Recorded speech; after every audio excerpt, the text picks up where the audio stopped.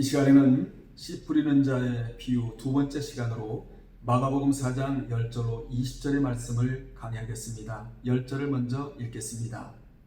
예수께서 홀로 계실 때에 함께한 사람들이 12제자와 더불어 그 비유들에 대하여 물었다는 내용입니다.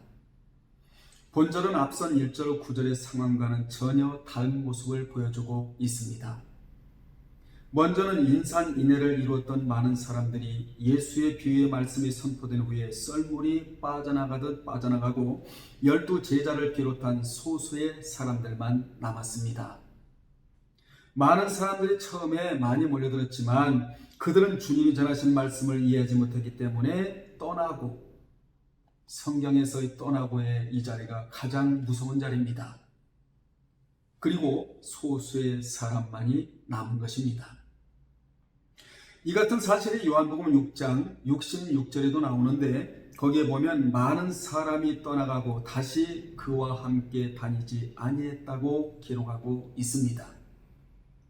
참고로 요한복음 6장에서 주님은 자신에게는 영생이 있음을 알리시려고 먼저 수많은 사람들에게 보리떡을 만들어 주셨습니다. 이 보리떡을 만들어 주신 목적은 보리떡 너머에 생명떡이 있음을 알게 하기 위함이었습니다. 그런데도 수많은 무리들은 생명의 떡과 피에 대한 말씀과 영이 육을 살린다는 말씀이 너무나 어렵고 이해가 되지 않는다고 떠나버린 것입니다. 마가는 의도적으로 본절에 주님이 홀로 계셨다는 표현을 사용하여 주님이 다음 절인 11절에서 전하신 하나님 나라의 복음을 이해하거나 받아들이지 않고 떠나버린 무리들로 인해 고독해 하시는 주님의 마음을 잘 드러내고 있습니다. 요한복음 6장 67절에 보면 주님이 내 피와 내 살을 먹으라는 메시지를 전하시자 보리떡을 추구하는 무리들이 그 선언이 너무나 어렵다고 떠나자 서운해하시면서 12제자에게 너희도 가려느냐 이렇게 질문하셨습니다. 그 질문을 받은 제자들 중에 베드로는 영생의 말씀이 계시면 내가 네게로 가오리까라고 그 대답을 자처해서 한 것을 볼 수 있습니다. 수많은 사람들이 떠나간 자리에도 이러한 고백을 하는 자가 있기 마련이라는 교훈입니다. 여러분은 이러한 고백의 주인공들이 되시기를 바랍니다. 영생의 말씀이 계심에 내가 네게로 가오리까, 이런 고백을 하는 자는 참 성도이자 참 제자이자 참 신앙을 소유한 자들입니다. 이러한 신앙, 고급 신앙 아니겠습니까? 이러한 신앙을 소유하지 않고는 이런 고백을 할 수가 없는 것입니다. 그러므로 신앙은 고백과 함께 가는 것입니다. 참된 고백의 주인공들이 되시기를 주님의 이름으로 축복합니다. 그렇다면 여기서 떠나지 않고 그분과 함께한 자들이 과연 누구입니까? 첫째, 예수님의 가족과 대비되는 영적 가족이었습니다. 하나님의 뜻대로 하는 자만이 하나님의 가족이 될 수가 있는 것입니다. 두 번째로, 주님이 말씀하신 바 비유의 해석을 들을 수 있는 귀가 있는 자들이었습니다. 사실은 귀가 아니고 마음의 문이지요. 마음의 문을 활짝 열고 하나님께서, 주님께서 하시는 말씀을 경청하는 자들, 이 자들이 바로 영적 가족이 될 자들입니다. 세 번째로, 모든 사람들이 예수를 버려도 끝까지 예수를 따르는 매우 열심 있는 자들이었습니다. 네 번째로는 시대적으로 남은 자들이었습니다. 럼넌트들이지요. 창세기에서부터 계시록까지 남은 자들이 있습니다. 믿음 지키고 남은 자, 통역하고 남은 자들이 있는데 다수가 아니고 소수라는 것을 우리가 하여금 알게 합니다. 이러한 자들이 비록 소수이지만 특권을 누리는 자들이었습니다. 물론 이들도 예수에게 비유로 물었다는 점에서 예수 곁을 떠난 자들과 별반 다를 바가 없는 부분도 있었지만, 하지만 그들에게는 하나님 나라의 비밀을 아는 것이 은혜로 주어졌으며 아직 드러나지 않은 하나님 나라의 현존과 활동, 그리고 더 나아가서는 지속적인 확장이 이들로 말미암아 가능할 수 있었습니다. 주님은 이러한 자들 때문에 군중이 떠난 뒤에 오는 허탈감과 무력감을 극복하실 수 있었으며 또 비유를 들어 다시 말씀을 가르칠 수 있었던 것입니다. 11절을 읽겠습니다. 이르시되 하나님 나라의 비밀을 너희에게는 주었으나 외인에게는 모든 것을 비유로 한다는 말씀이 나옵니다. 예수님께서는 비유의 내용을 해석해 주시기에 앞서 먼저 하나님의 나라의 비밀을 너희에게는 주었으나 외인에게는 모든 것을 비유로 한다고 말씀하셨습니다. 여기서 너희는 복수로 12제자를 비롯해 예수님을 믿고 따르는 모든 자들을 가리키며 외인이란 유대 지도자들을 비롯해 주를 믿지 않는 모든 자들을 가리킵니다. 여기서 우리는 주님이 자신의 자녀와 타인을 철저히 구별하심을 알게 됩니다. 주님은 빛과 어둠을 구별하시듯이 믿는 자와 불신자를 구별하십니다. 믿어야 자녀가 되는 권세를 주신다는 것이지요. 믿지 아니하면 절대로 자녀가 되는 권세를 주시지 않습니다. 영접하는 자 곧 그 이름을 믿는 자들에게는 하나님의 자녀가 되는 권세를 주신다고 요한복음 1장 12절에서 분명 약속하셨습니다. 아무리 세상에서는 특별한 사람이라도 영적으로 믿지 않고는 특별한 사람이 될 수가 없는 것입니다. 12절을 읽겠습니다.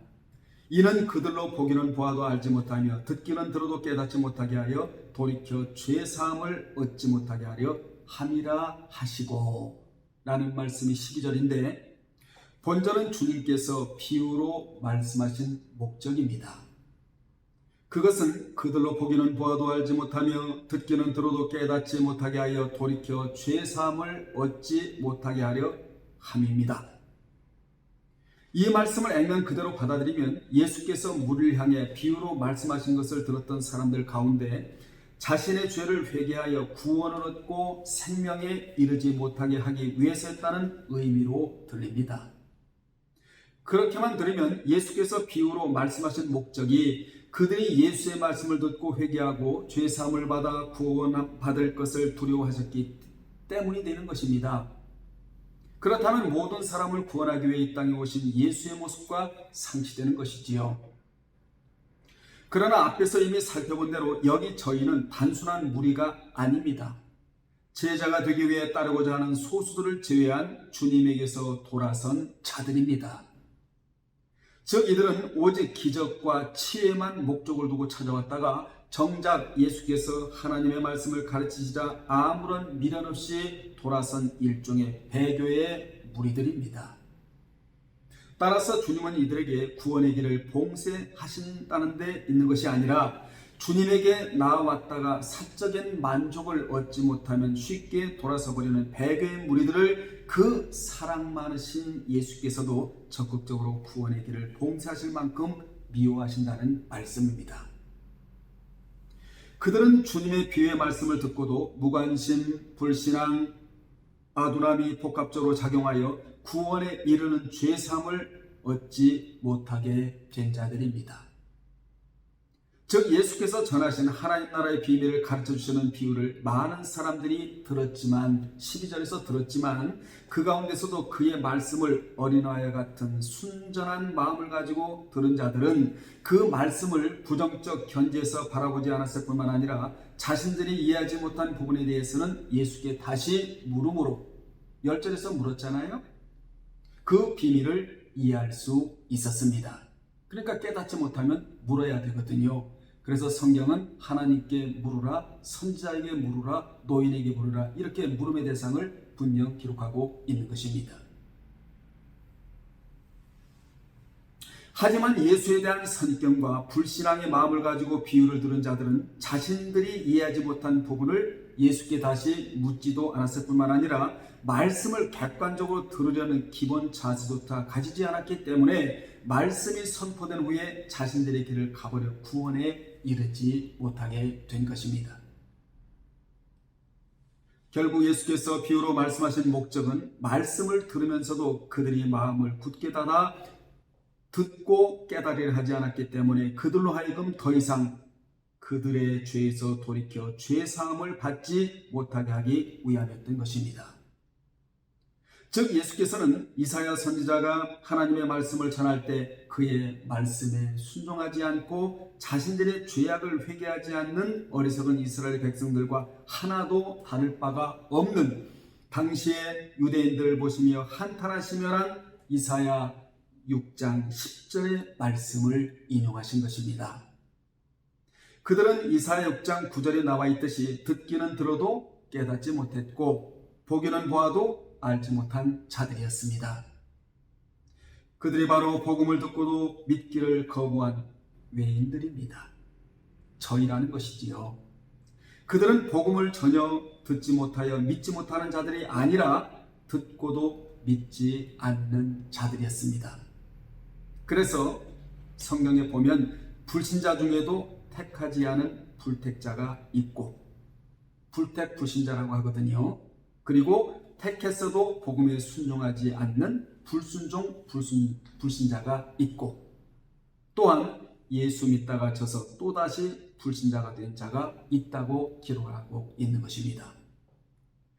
주님은 흑암 가운데 앉은 자들에게 빛을 비추기 위하여 오셨으며 한 사람이라도 더 구원하기 위하여 힘쓰셨고 어리석어 복음을 수용하지 못하는 자들은 깨우쳐 믿게 하기 위해 노력하셨으며 아직 복음을 듣지 못해 믿지 못하는 자들에게는 전도하기 위해 부지런히 활동하셨습니다. 하지만 복음을 듣고도 불신앙의 마음과 또 오직 기적과 치유의 마음을 빼앗겨 복음을 거부하는 자들에 대해서는 난해한 비유들을 통해 스스로 물러가게 하셨습니다. 그들에 대한 답이 마태복음 13장 13절인데 거기에 보면 보아도 보지 못하고 들어도 듣지 못하며 깨닫지 못한 자들이라고 마태는 말씀하고 있습니다. 13절을 읽겠습니다. 또 이르시되 너희가 이 비유를 알지 못할진대 어떻게 모든 비유를 알겠느냐고 책망하셨습니다. 예수님께서는 자신의 비유를 깨닫지 못하고 있는 제자들의 무지를 책망하셨습니다. 주님은 제자들에게 씨 뿌리는 자의 비유도 이해하지 못한다면 어떻게 다른 비유를 이해하겠느냐고 하셨습니다. 이것은 씨 뿌리는 자의 비유가 어렵지 않고 비교적 단순한 것임을 알게 합니다. 하여튼 제자들이 아직까지도 영적으로 성숙하지 못한 상태였음을 우리로 하여금 알게 하는데 그들은 아직도 신령한 일들을 분별할 수 있을 만큼 성숙되지 못했던 것입니다. 그들은 천기는 빨리 분별할 줄 알면서도 하나님께서 하시는 일에는 무지했던 것입니다. 이들이 아직까지 신령한 사람들이 되지 못했던 것은 아직까지 사역적 성령을 받지 못했기 때문에 그렇습니다. 그러므로 끊임없이 배워야 했고 배움의 도상에 있는 것이 바로 제자들이었지요. 14절을 읽겠습니다. 뿌리는 자는 말씀을 뿌리는 것이라 라고 말씀하고 있는데 주님은 씨 뿌리는 자에 비유해서 뿌리는 자, 곧 농부가 뿌리는 씨앗은 말씀이라고 하셨습니다. 예수님은 이 땅에 씨를 뿌리는 자로 오셨습니다. 위에서도 이미 제가 말씀을 드린 바 있습니다. 그분이 말씀하시는 것은 복음이지요. 주님이 사역을 시작하시면서 첫 번째로 선포하신 복음의 내용이 무엇인 줄 아십니까? 마가복음 1장 15절에 나오는 내용인데 때가 찼고 하나님의 나라가 가까웠으니 회개하고 복음을 믿으라였습니다. 그분이 사역을 시작하시면서 최초로 선포하신 메시지 속에는 그분이 세상에 뿌리는 씨앗이 곧 복음임을 알게 합니다. 그분은 복음이라는 씨를 뿌리러 오셨는데 바울은 이 복음을 그리스도의 말씀이라고 했습니다. 이것을 들음으로써 사람이 믿음을 가지게 되므로 이것은 대단히 중요합니다. 우리가 끊임없이 외쳐야 할 것은 그리스도의 복음입니다. 복음은 기쁜 소식, 좋은 소식입니다. 왜 좋고 기쁜 소식입니까? 복음이 전파되면 사람들이 예수님을 믿게 되고 이 믿음이 구원을 주기 때문에 그렇습니다. 로마서 1장 16절에 나오는 말씀을 제가 지금 전해드리고 있는 것입니다. 그러므로 복음은 영혼을 살리는 유일한 약이 되며 더 나아가 사람을 변화시켜 줄 수 있는 유일한 방법이 되는 것입니다. 복음이라야 가정도 달라지고 사회도 달라집니다. 복음이라야 땅의 것만 추구하지 않고 하늘 것을 추구하고 살게 됩니다. 복음이라야 새로운 피조물로 살게 되는 것입니다. 이래서 만민에게 전해야 하는 것이지요. 마가복음 16장에서 너희는 온 천하에 다니며 만민에게 복음을 전파하라. 믿고 세례를 받는 자는 구원을 얻을 것이요 믿지 아니한 자는 정죄를 받으리라. 믿는 자들에게는 이러한 표적이 따르니 곧 너희가 내 이름으로 귀신을 쫓아내며 새 방언을 말하며 무슨 독을 마실지라도 해를 받지 아니하며 병든 자에게 손을 얹은즉 나으니라고 분명 약속해 주셨습니다. 복음이 증거되는 곳에는 능력이 나타나고 주님의 표적이 나타나게 되어 있는 것입니다. 15절입니다. 말씀이 길가에 뿌려졌다는 것은 이들을 가리킴이니 곧 말씀을 들었을 때 사탄이 즉시 와서 그들에게 뿌려진 말씀을 빼앗는 것이라고 말씀하셨는데, 본절은 예수님께서 말씀하신 네 종류의 밭 중에서 길가에 대한 설명입니다. 즉 길가에 뿌렸다는 것은 말씀을 듣기는 하지만 마음에 받아들이지 않으므로 사탄이 와서 즉시 그것을 빼앗아가기 때문에 싹도 내지 못하는 사람을 길가에 뿌려졌다고 설명하시는 것입니다. 이같이 사탄은 사람들에게서 말씀을 빼앗기 위해 혈안이 되어 있다는 것을 우리로 하여금 알게 합니다. 그러므로 말씀을 받는 자리에서는 절대로 사탄에게 뺏기지 말아야 합니다. 사탄은 말씀이 사람의 밭에 뿌려져 신앙이 자라고 열매 맺기를 절대로 원치 않기 때문에 어떻게 해서든 사람들에게서 말씀을 송두리째 빼앗아가려고 합니다. 사탄은 거짓말에 능하고 비방하기를 좋아하며 형제들을 참수하고 처음부터 살인자로 알려져 있습니다. 그리고 사탄은 언제든지 우리의 적입니다. 주님은 그의 활동 목적과 관련하여 도적질하고 죽이고 멸망시키는 짓을 한다고 요한복음 10장 10절에서 고발하셨는데, 그는 복음의 위력을 잘 알기에 할 수만 있으면 복음이 전파되는 것부터 차단하고자 합니다. 그 첫 단계로 말씀이 마음에 들어가지 못하도록 역사하는 것입니다. 그러면 복음을 수호하고 전파하면서 사탄과 영적 전쟁을 벌이는 우리가 그놈들에게 이길 수 있는 방법이 무엇입니까? 말씀을 들을 때 겸손과 순종의 마음으로 경청하면서 성령의 도우심을 간구하는 것입니다. 이제 우리는 사탄의 계략을 알았습니다. 이제 이 계략을 안 이상 이에 대응하는 전략이 중요합니다. 그 최고의 전략은 위에서 언급한 내용입니다. 16절을 읽겠습니다. 또 이와 같이 돌밭에 뿌려졌다는 것은 이들을 가리킴이니 곧 말씀을 들을 때 즉시 기쁨으로 받으나 17절에 그 속에 뿌리가 없어 잠깐 견디다가 말씀으로 인하여 환난이나 박해가 일어나는 때에는 곧 넘어진다고 말씀하셨는데, 돌짝밭은 말씀이 뿌려지면 기쁨으로 즉시 받으나 문제는 무엇이냐면 넘어진다는 것입니다. 여러분, 말씀 받고 넘어지면 안 되잖아요. 말씀이 신앙을 일으켜 세워줘야 되는 것이지요. 심령의 변화가 없는 자는 말씀의 뿌리가 내리지 못하기 때문에 시련의 때에 신앙이 넘어질 수밖에 없습니다. 믿는 자는 그 자신의 심령 안에 말씀이 자라나게 하는 영적인 근원이 있어야 합니다.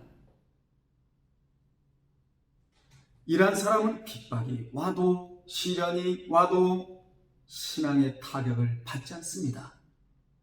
이같이 돌밭에 비유되는 마음을 가진 자들이 신앙을 저버리게 되는 이유는 그들은 말씀을 받을 때 기쁨으로 받으면서도 이로 인해 환난이나 핍박이 다가오면 곧 넘어지기 때문입니다.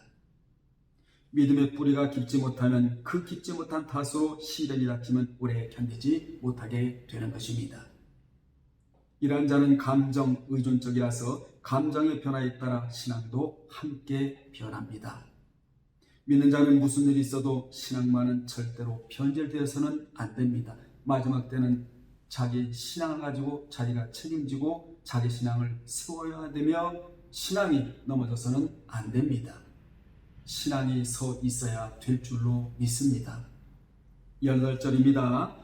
또 어떤 이는 가시떨기에 뿌려진 자니 이들은 말씀을 듣기는 하되, 라는 말씀이 18절인데, 본절은 어떤 사람의 말씀을 듣는 상태를 가시떨기에 뿌려지는 씨에 비유한 것입니다. 가시떨기는 야생 식물의 일종으로 줄기와 잎과 가지에 가시가 돋친 것이 특징인데 이는 가시덤불로 번역할 수도 있습니다. 지혜로운 농부가 이런 곳에 씨를 뿌릴 일은 없지만 하나님의 말씀은 모든 이들에게 선포되는 것이므로 가시떨기와 같은 마음 상태의 사람들도 이것을 듣게 마련입니다. 하지만 이들은 가시덤불이라는 거대한 장애물 때문에 말씀을 들어도 결실을 기대하기란 불가능합니다. 가시덤불로 인해 일조량이 충분치 못한 데다가 영양분을 모두 빼앗겨 정상적인 성장이 어렵게 되는 것입니다. 이 가시떨기는 세상에 널려있는 신앙의 장애가 되는 3대 요소들을 가리키는데 이 요소들이 구체적으로 무엇이냐면 마가복음 4장 19절 다음 절에 나오는데 세상의 염려와 재물의 유혹과 기타 욕심이 들어와 말씀을 봐 결실하지 못하게 하는 것이 바로 무엇입니까? 신앙의 장애가 되는 요소인 것입니다. 이같이 신앙의 장애가 되는 대표적인 것으로는 세상의 염려와 재물의 유혹과 기타 욕심입니다. 마귀는 가능한 수단들을 모두 동원하여 우리가 가는 신앙의 길에 이러한 여러 가지 장애물을 설치하기 때문에 자칫 방심하다가는 실족하기 마련입니다.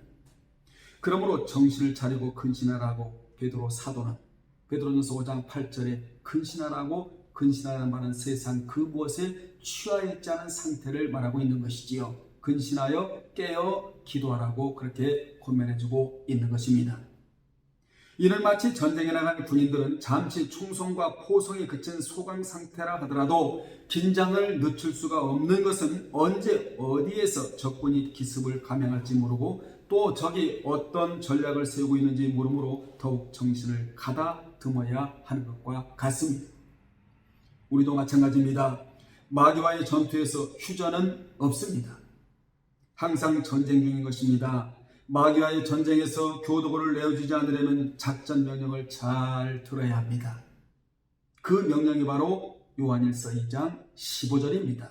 거기에 보면 이 세상이나 세상에 있는 것들을 사랑치 말라는 것입니다. 믿는 자는 장애물을 극복하는 사람들입니다. 그래야 이 세상의 임금인 사탄에게 패배하지 않게 되는 것입니다. 우리는 모두 마음밭에 뿌려진 하나님의 말씀을 결실치 못하도록 막는 가시떨기가 되어서는 안 됩니다. 세상의 염려와 재리의 유혹과 기타 욕심을 잘라내면서 자족하면서 세상의 모든 일체의 비결을 다 배우면서 마음속에서 탐심과 욕심을 몰아내야 될 줄로 믿습니다. 20절입니다. 좋은 땅에 뿌려졌다는 것은 곧 말씀을 듣고 받아 30배나 60배나 100배의 결실을 하는 자니라 라고 하시면서 씨 뿌리는 자의 비유 결론을 여기서 내주고 있습니다. 본절에는 30배, 60배, 100배의 결실하는 신앙생활의 비결이 나옵니다. 그것은 하나님의 말씀을 듣고 받는 것입니다. 들어야 받게 된다는 것이지요. 여기서 듣는다는 의미는 단순히 귀로 듣는 것뿐만 아니라 이해하는 것과 순종하는 행위까지 포함되는 의미입니다. 이같이 열매맺는 신앙인이 되기 위해서는 우선 하나님의 말씀을 들어 이해하고 거기에 순종해야 합니다. 바울이 아테네에 갔을 때 그곳 사람들이 그의 말을 듣고자 했는데 이 사람들은 단순한 지적 호기심에서 그리하였으므로 복음을 듣고서도 예수 그리스도를 만나지 못했습니다. 사도행전 17장 20절에 나오는 말씀이기도 하지요. 지적인 호기심만 채우고자 하는 자들은 주님을 만나기 어렵습니다. 채웠으면 주의 뜻을 분별하여 순종하고자 할 때에 경건한 삶을 추구하게 되는 것입니다. 그리고 열매하는 신앙인이 되기 위해서는 또한 듣는 것과 함께 받는 것이 따라야 합니다. 믿는 자는 성령의 인도받아 확실한 열매를 풍성히 맺어야 합니다. 이는 마치 나무도 좋고 또 열매도 좋은 것과 같습니다. 나무에 좋고 나쁨이 열매로 가려지듯이 말입니다. 열매 중에도 성령의 열매, 빛의 열매, 의의 열매, 선한 열매 등 하나님을 기쁘시게 하는 열매들이 풍성해야 참된 신앙인이요, 참된 그리스도인이요, 참된 성도인 것입니다. 열매들이 없으면 오래 교회 다녀도 중요한 직분을 받아도 소용이 없습니다. 농부가 포도나무를 심고 거름을 주며 돌보는 것은 열매를 기대함인데 추수 때가 되어도 열매가 없다면 믿는 자를 바라보시는 하나님의 마음이 어떠하시겠습니까? 그러므로 열매를 풍성히 맺어야 합니다. 이를 위해 말씀을 듣고 받는 일에 최선을 다해야 합니다. 결론 내리겠습니다.